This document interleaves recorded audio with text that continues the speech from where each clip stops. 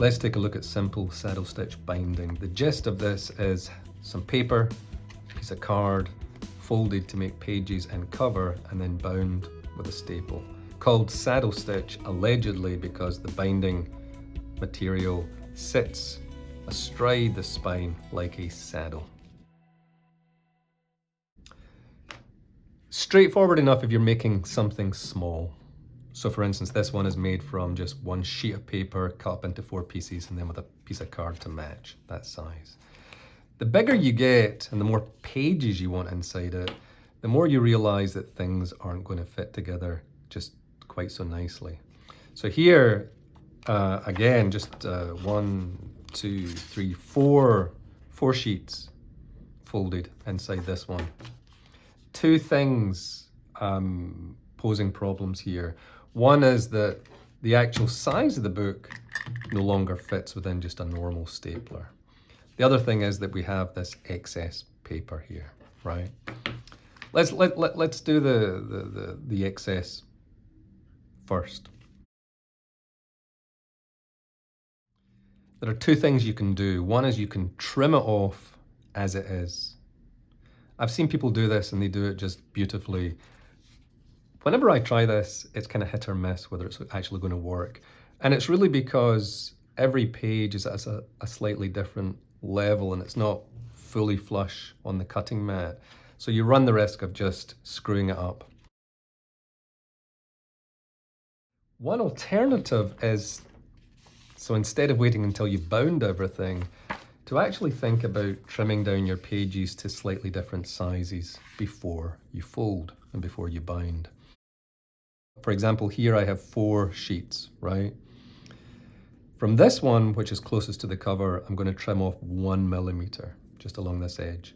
And then for each successive page, for each successive sheet, I'm going to just take off 1 extra millimeter. So this one's taken off 1 millimeter, this one 2, this one 3, this one 4. Let me just do that quickly. And I've marked it already, so I don't need to worry about the measuring. I've already measured.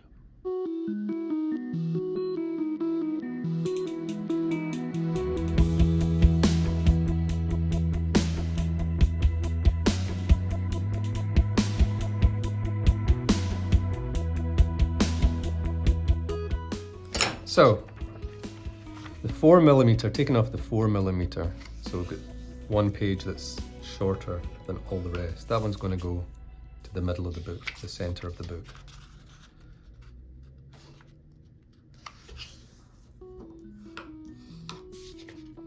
That one had 3 taken off. This one had 2 taken off. And this one had 1 taken off. So 1, 2, 3, 4. And you'll see that I wrote on it just to make sure that I didn't mess this up. But 1 millimeter taken off closest to the cover, and then 4 millimeters taken off closer to the center of the book. So when I then go to assemble this within the cover, you'll see we've got something that's just lovely and flush and neat.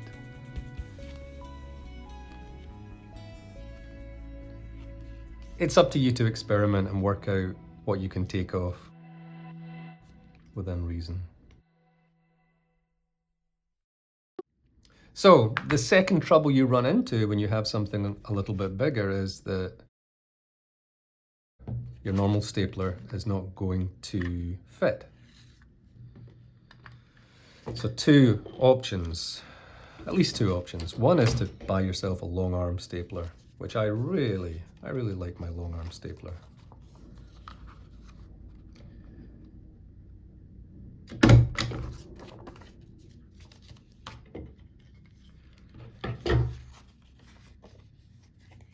Okay, but say you don't have that. So one other alternative is to just take a staple,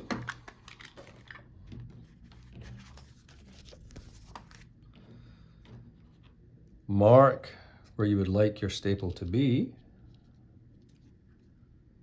1 hole there, 1 hole there, And then just take something like, if you have a needle or an awl, we can just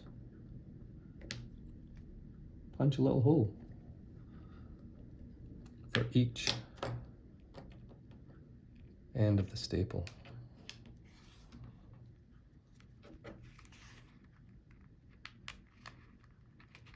Staple goes in there, and we can just push down, and there you have it. So, bigger books are easily within your grasp with just a couple of quick fixes.